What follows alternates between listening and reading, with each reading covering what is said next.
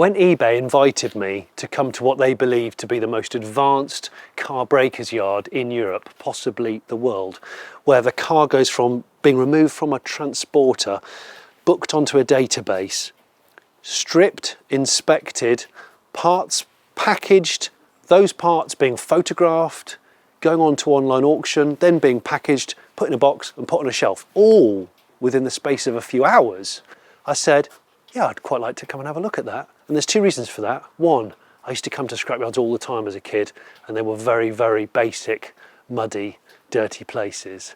I want to see how life has changed. And two, crucially, we throw away so many car parts needlessly, and I feel like we should reverse that process and reuse more before a car is cast off to the big crusher in the sky. And that's what the basis of this video is. I'm going to see how all of this stuff works in the real world, in the 2023 world. I'm Jonny Smith. Welcome to the Late Break Show.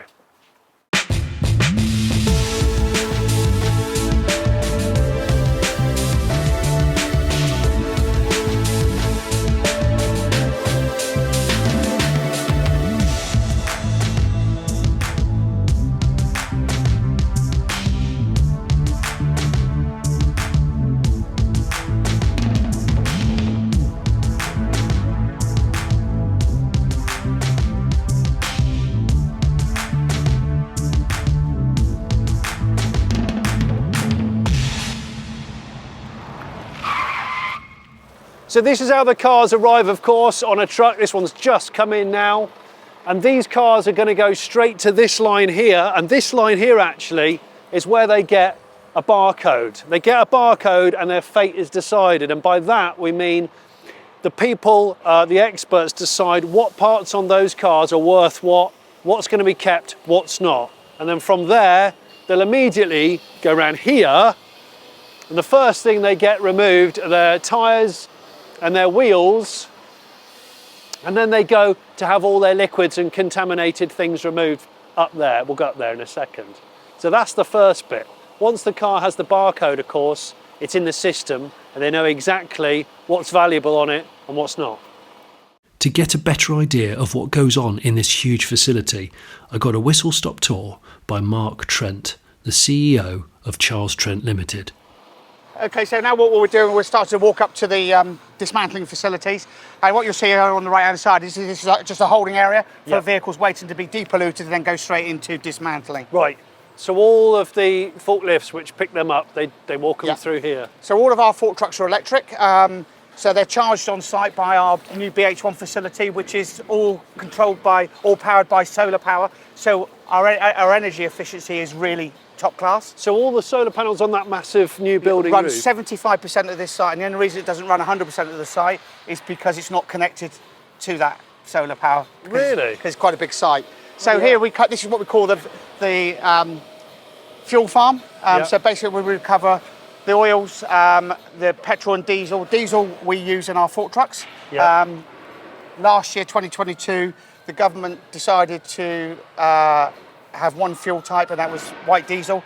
So there was discounted fuel with the duty for plant and equipment, but that got taken away in 22. So we run all of our cranes or anything that's diesel here, but the majority of our stuff is all electric powered now. Yeah.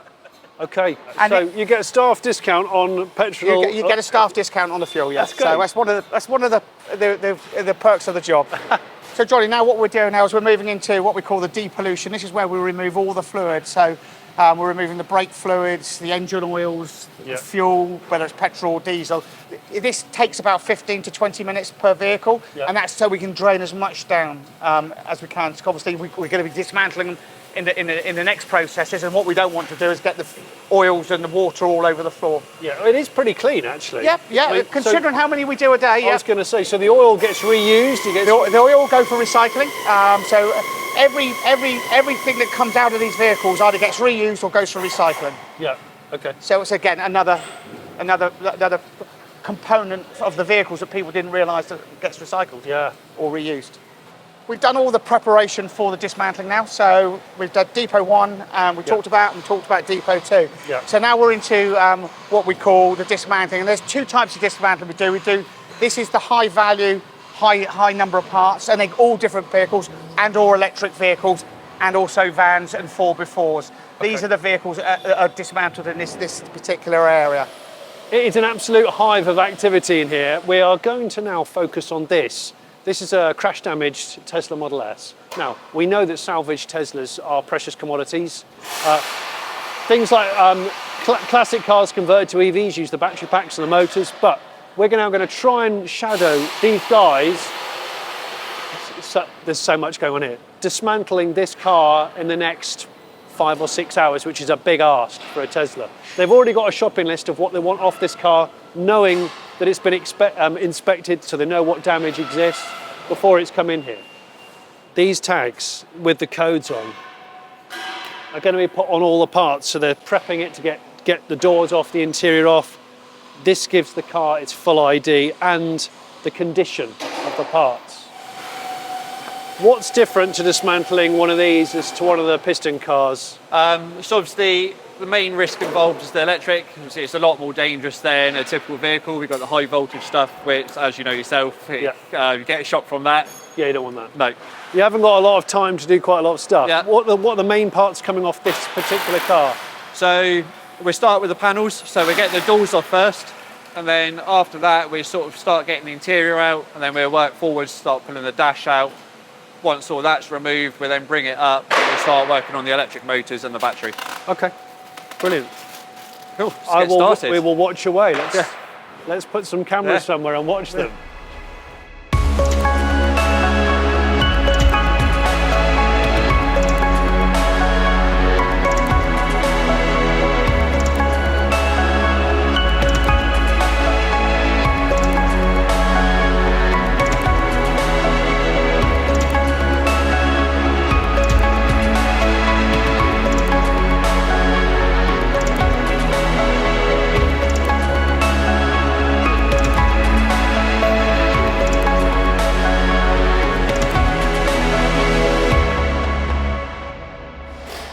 So you can see the Model S looks a lot different how it did an hour or two ago. There's a methodically stacked array of parts here. But this is the bit I really was interested in. This is the bit now where we take the motors off. I think this is a dual motor car, and the battery pack. So how long does it take you to normally get a dual motor Tesla stripped of the motors and the battery pack? Start to finish, we can do it 8 hours. A complete car driving in. That's the whole car? Whole car we can strip 8 hours. Wow. No more than 8 hours. If we're doing more than 8 hours, we're doing something wrong. Really? 8 hours?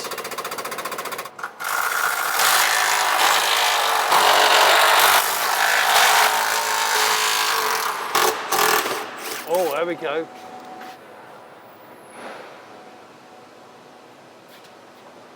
So that's one of the main connectors, isn't it? From car to pack. You can see in this part, this is where the whole rear motor of the Tesla, the subframe assembly, is coming out as one. And once it's on the pallet, it will then be split down into its separate components. So the suspension will be taken away from the motor itself. So that's the main motor in all of its subframe glory off the car. Just got the front motor to do, and then the steering rack and a couple of other bits, but that's the main bit. That's probably the most desirable bit, along with the battery pack, which has just gone off somewhere that way.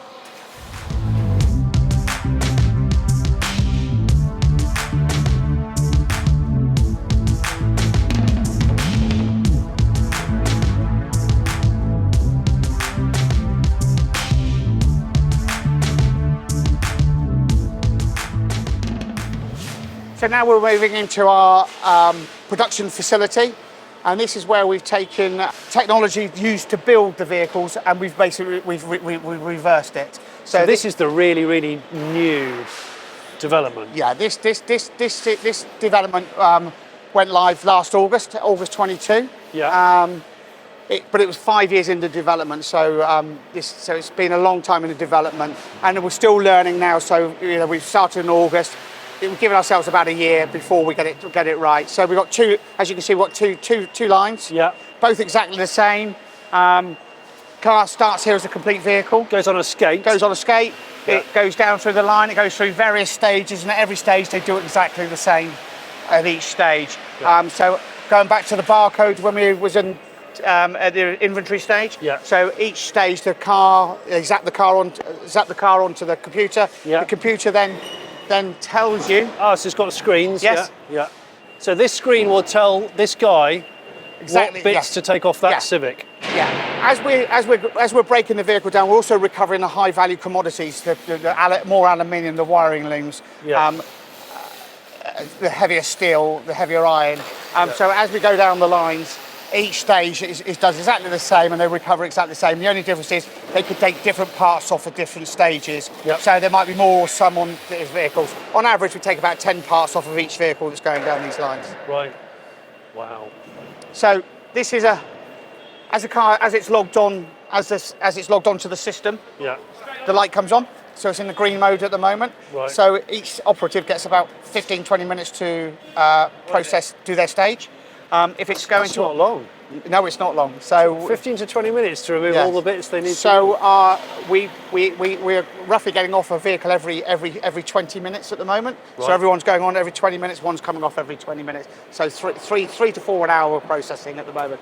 So when it's green, basically that's saying it's good, it's just gone live. Yeah. When it goes to amber, it's saying we're in the middle stages, and when it goes red, it means it should be finished by then now.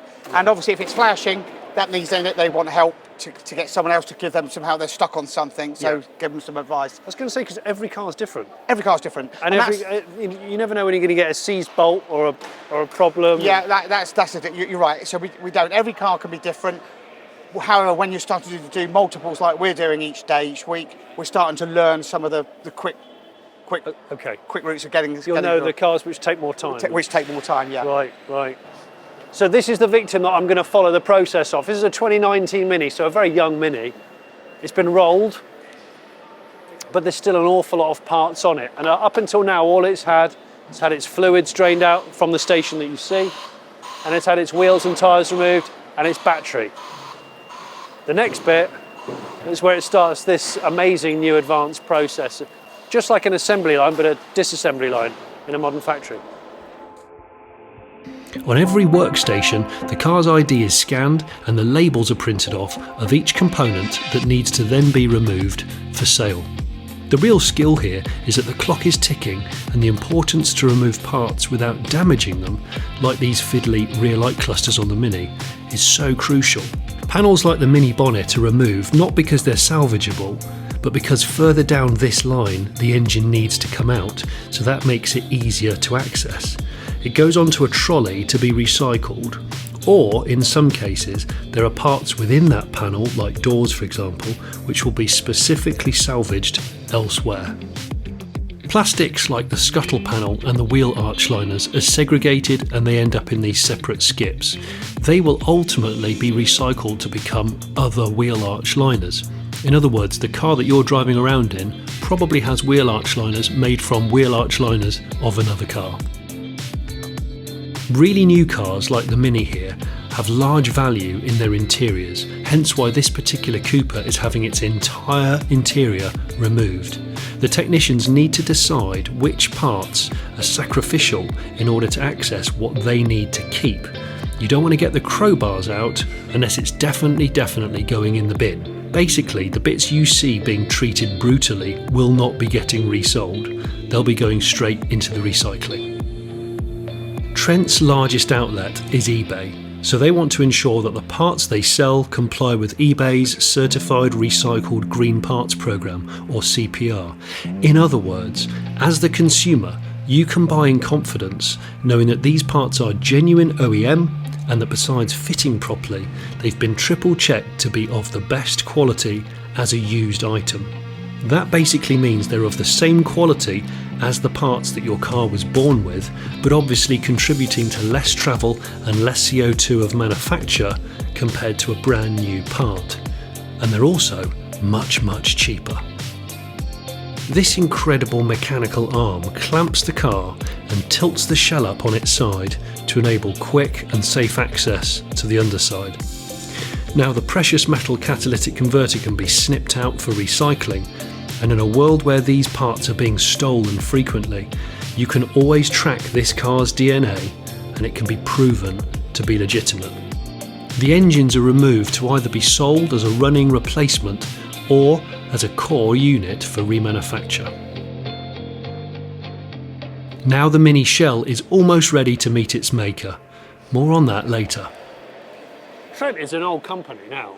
Yeah, we were established back in, my great-grandfather started the business back in 1926, actually on this actual site. Right. And it got lost in the 40s and 50s, and I ended up buying it back in 2017, this particular site. Right. And we were able to build this lovely building. This is massive. Yeah, so this building is a lovely building. It's state of the art, and it's basically a production meets warehousing.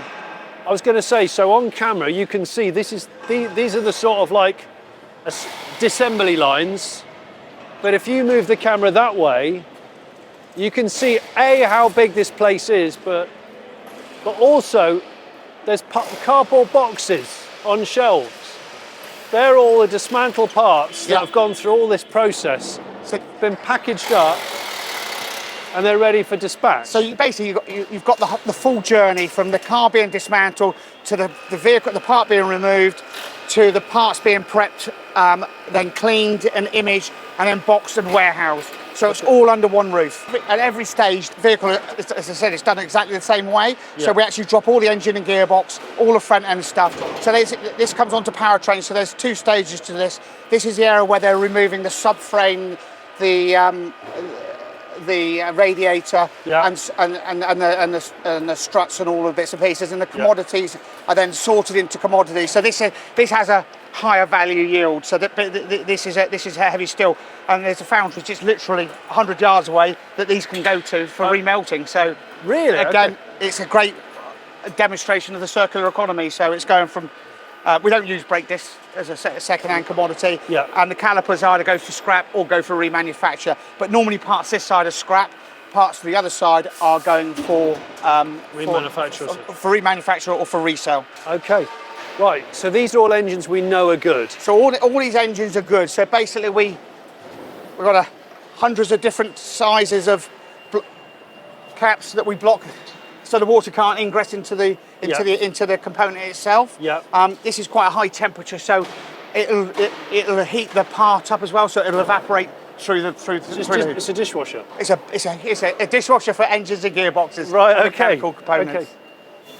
So this is an imaging area for our engine and gearboxes. So basically, it's lifted here. It's imaged in it with the background. Oh, that's a photo booth. That's a photo booth. Okay. So that's a photo booth. Yeah. Every engine and gearbox is a weigher on here, so it weighs the engine, so we know exactly when we ship it out how heavy that part is. Yeah. And we'll see some of the finished goods as we walk around the facility in a minute. Again, these are for smaller components, so these are all of these have come off the lines. They're just waiting to be imaged, and also there's a machine there for cleaning any of the products up we want to do. And it's really interesting with the help of eBay, and it's such a big platform with a huge amount of customers. Every day I'm shocked to what I'm surprised at what we sell. Oh, yeah. You think I never think something like that, but remember, most of these goods here, we already know that they sell. There's history on a part. Yeah. In some cases, we'll take a little bit of a gamble on saying we think that'll sell from our knowledge, we've got a lot of people at the front end looking at data. So we've got a lot of analysts looking at data, studying what people are searching for, obviously through our own website, through the eBay platform, and what's selling as well. So everything's linked to that. You want stuff moving, you don't want stuff sitting. So we use the adage that we don't want that to become the warehouse to become a museum, and we want to make sure we put stuff on the shelf. So when we're up to full production, we'll be removing about 5,500 parts per week. Really? And we need to sell 5,500 a week, so one needs to keep up with the other. Wow. So this is another photo booth? This is another photo booth. So every vehicle's, then what happens from this stage, it basically, once they've imaged it, then it's uploaded straight to the website. So so from a vehicle pretty much driving in to being in a box on a shelf is a day? All of these systems are linked together with our parts system. So basically, it tells us where to put the box, rather than trying to find a box to put a part in, and so it's all volumetric. So we can keep about 71,000 individual items here at any one point. 71,000 parts. The investment that's gone into it to get to this point has been pretty colossal, I would have thought. It's huge. Certainly for this industry. Yes, this is probably one of the largest investments that this industry's seen, single investments that's been in this industry ever since car recycling started. And obviously we've got plans for another 5 of these in the next 5 years. Is that what you do? Yeah. So we're hoping to process about 300,000 vehicles a year. That's our plan, and to recover about 3 million parts a year for reuse or remanufacture. So basically what's happened here, all the parts have been imaged in the bay behind us, and now they're just being packed ready for storage in the warehouse. It's just weird, isn't it, to see so close to like all of the stuff coming fresh out of the car to being packaged. It's amazing. The good thing over the last 2 years, insurance reuse has become a big thing in the UK. Yeah. So with the supply chain dramatically damaged since the pandemic, insurance have started buying bodywork back into the normal repair chain, which has been good for the industry. So again, it's another circle. So the insurance companies sell us the vehicle, and they also buy some of the parts back now. Interesting. So that's starting to build. It's been very strong out in the States, Australia, Canada, New Zealand for many years, but it's just arrived here in the UK. So we're at the very beginning of that journey. So accepting that just because it's pre-owned and pre-used, it's not. I think there was a lot of misconceptions with using recycled parts. One, where's the provenance of it? Yeah. Is it OE? We can do all those checks along the journey. So we know we check that it's on original equipment. We even record the part numbers. So the original equipment part numbers. Okay. So it's easier for people to find now. Yeah. Obviously we check, as we said, we do so many checks about the part before it gets in the box. Yeah. So therefore we're very confident that when the customer receives that part, it's what it said it was. It is what it is, yeah. It is what it is. Yeah. And there's a school of thought that a good second-hand OEM part of the right quality is better than maybe an inferior pattern brand new part. Exactly, yeah. That's what you're... So it's better to deal with the OE stuff because we know it fits. We know it's fit for purpose, and that's what we try and do. So like I said, this is the journey. This is panel preparation. When we remove the doors off the thing, we don't necessarily move the door for the door.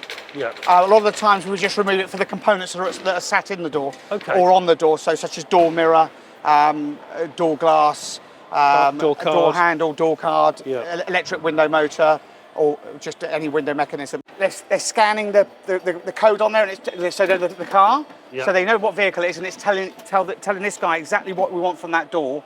Yeah. Or if we want the complete door, then it goes into the next section, which is to go onto this massive onto the racking. So these doors can either be sold complete, or if in insurance reuse, we strip the doors down, and we have to strip the doors down for them and send them.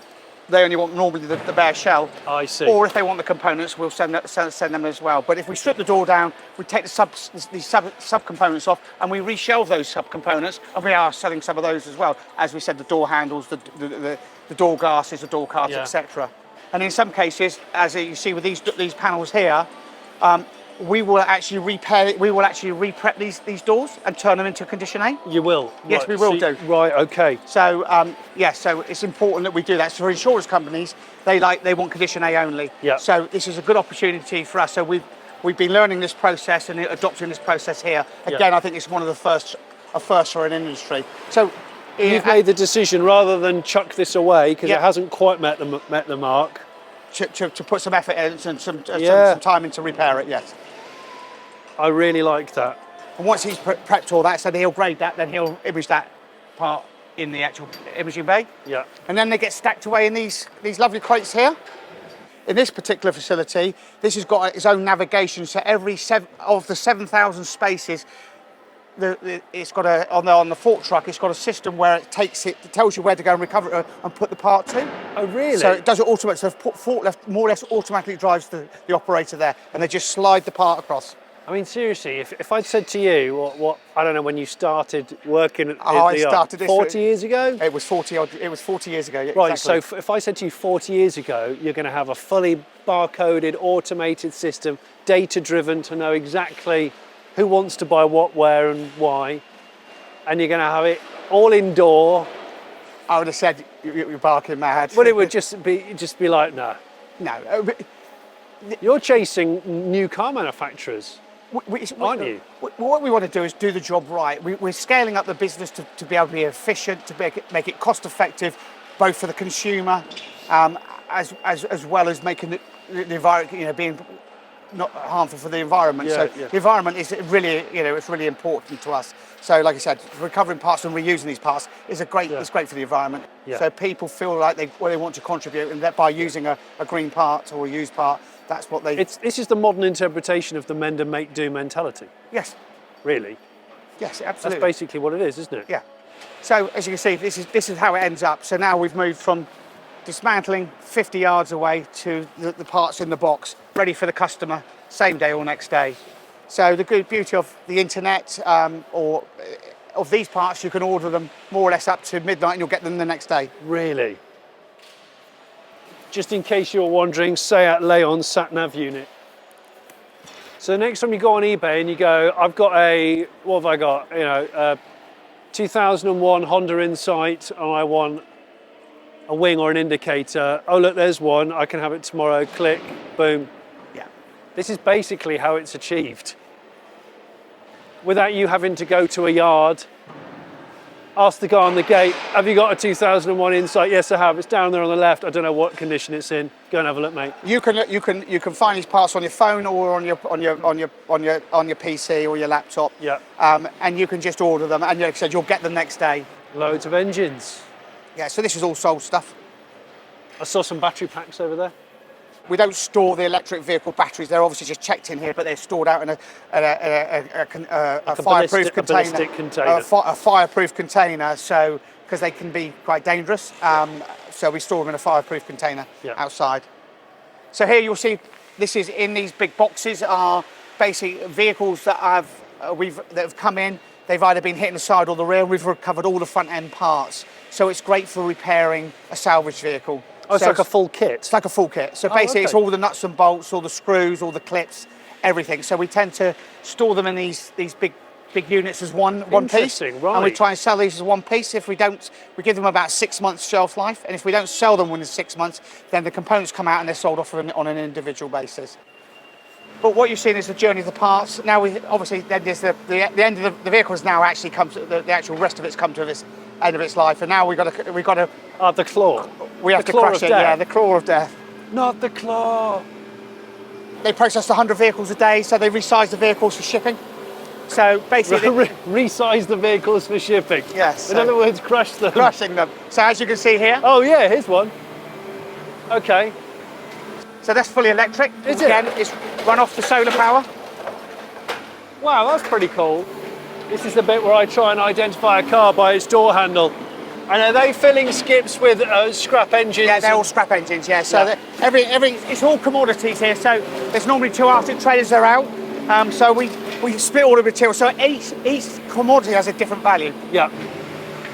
So there we go. We've seen the story of car going into the most advanced salvage yard in Europe. And that's how it ends up. But as you can see from what we've just done, loads of stuff is taken off the car. So it's kind of like a modern version of a mend and make do, but with a lot more precision than the scrapyards of old.